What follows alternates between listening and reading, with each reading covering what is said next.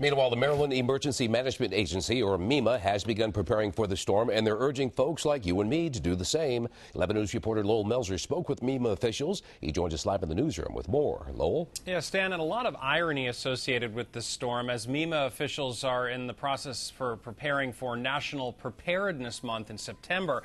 Now with Hurricane Irene in the picture, officials say it is more important than ever, should Irene take a turn towards Maryland, that you have a plan in place.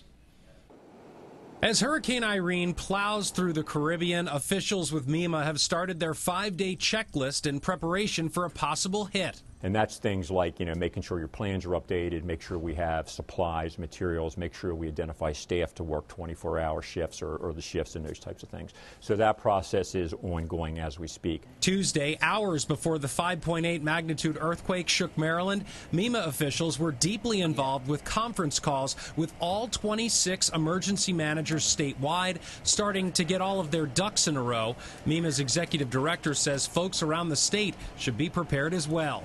Hurricanes should never catch anybody by surprise. We always have a couple days' notice, so people right now should be watching it, thinking about if it does hit us, what actions they would need to take in those types of things.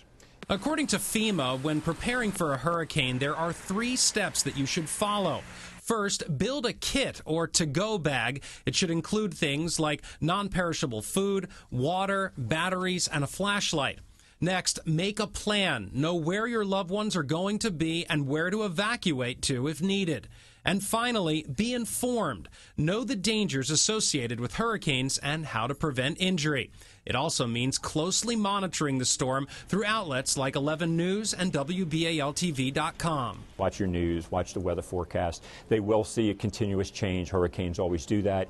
But while Maryland is in its bullseye, we should be paying attention to it and watching it closely.